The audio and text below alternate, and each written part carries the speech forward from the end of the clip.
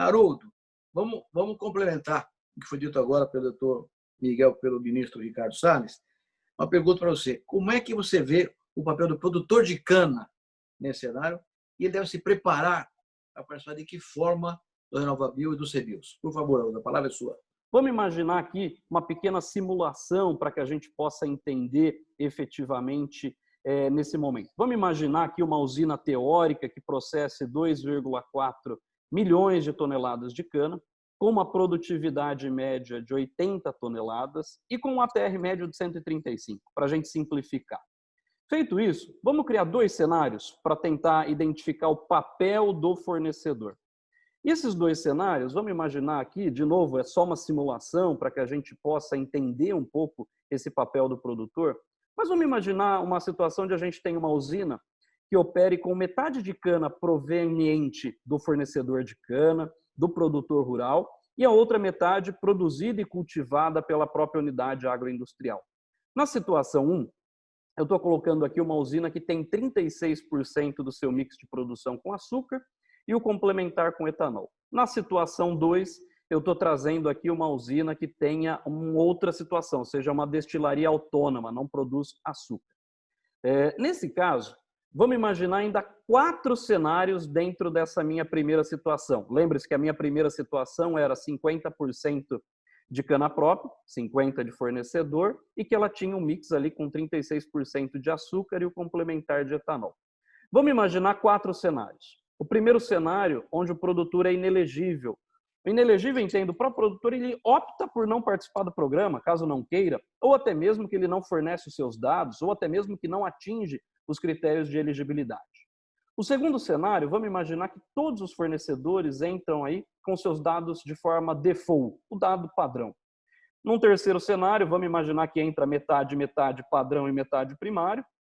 E, por fim, todos entram com seu dado primário. Então, olha que interessante, o produtor, para ele participar do programa, quando eu falo de dado primário, é importante aqui, todos os produtores que estão nos ouvindo, é que a questão do dado primário envolve do fornecedor, neste momento, do produtor rural, um aumento do nível de gestão documental. Entenda gestão documental aqui, que ele tenha, de fato, os dados referentes ao seu consumo de combustível, ao consumo de fertilizantes, e que esses dados sejam passíveis de auditoria por ocasião da certificação. Então, para que o produtor ele possa participar, e nós vamos discutir isso mais à frente, é importante um primeiro contexto ligado à gestão da documentação. Mas mais que isso, eu acho que aqui é o ponto central da minha discussão. O ponto central de toda essa nossa discussão é o seguinte: todas as usinas, quando nós avaliarmos, elas têm uma medida de eficiência. E essa medida de eficiência nós vamos chamar aqui de quantos litros, em média, uma usina precisa produzir ou comercializar para gerar um CBIO. Veja que o melhor cenário é o cenário 4. O que é o cenário 4? É o cenário onde eu tenho 50% da cana vinda de fornecedores, e onde esses 50% desses fornecedores entram com seus dados efetivos, ou seja, o fornecedor tendo a sua eficiência energética ambiental, coletou os seus dados, passou pelo processo de certificação. No último cenário, que é a última coluna desse quadro, eu tenho que a usina precisa de 758 litros produzidos ou vendidos para gerar um CBIO. Ao passo que, vamos pegar o outro extremo, se o produtor ele não participa do programa, ou se o produtor ele é inelegível, veja que a usina precisa de 1.648 litros para gerar um CBIO.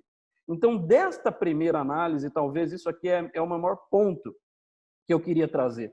O produtor de cana, quando participa do programa, ele contribui para a geração de CBIO. Ele aumenta a geração de CBIO. E, por outro lado, o contrário é importante a gente enfatizar. Veja que se o produtor ele é inelegível, se o produtor não participa do programa, ele penaliza a agroindústria, ele penaliza o elo industrial, de tal forma que, neste momento, assim como o Miguel colocou, o Miguel, que para mim já é um bioeconomista, disse muito bem, ou seja, essa externalidade ela tem que ser compartilhada.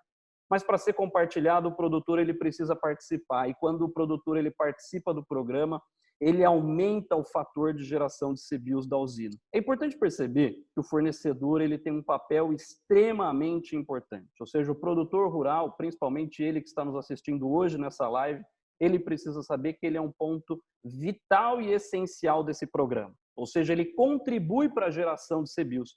E como ele tem, na premissa que nós assumimos inicialmente, uma maior eficiência energético-ambiental comparativamente à cana própria, veja que mesmo num cenário para cada 1% de fornecedor que deixa de participar do programa, eu acabo tendo uma penalização maior do que 1% na geração de CBIOS. Além disso, a gente sabe que o fornecedor, então, ele vai contribuir para uma melhor conversão de litros de etanol por CBIO. E também, como os outros colegas colocaram, é o elo agrícola que contribui para a maior parte do processo de descarbonização. Ou seja, é a área agrícola, através da fotossíntese, que faz, de fato, esse recolhimento de todo o processo. É importante olhar, o elo industrial, ele acaba emitindo, assim como a distribuição. Então, a descarbonização, ela está, de fato, na área agrícola.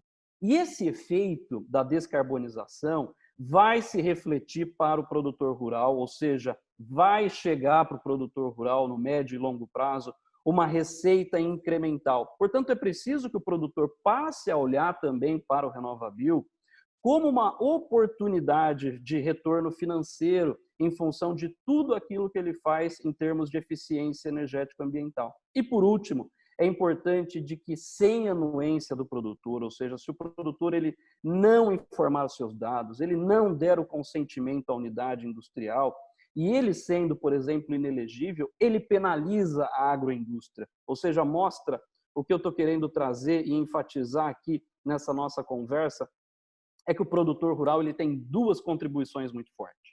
O primeiro é que é da área agrícola que provém a descarbonização e que, quando ele não participa do programa, indiretamente ele acaba penalizando a usina, a unidade industrial. Portanto, eu diria que todos os produtores rurais que estão nos assistindo, os produtores precisam, neste momento, entender que, a partir de agora, existe uma tarefa muito grande a ser feita pela frente. E essa tarefa envolve não só a negociação da repartição dos benefícios financeiros relacionados a essa receita proveniente do CBIO, mas um outro ponto extremamente importante que essa live reforça para nós é o papel do associativismo, é a união que o produtor rural tem quando se junta, quando propõe medidas de forma coesa e quando propõe medidas justamente através de associações como a que nós estamos observando aqui agora.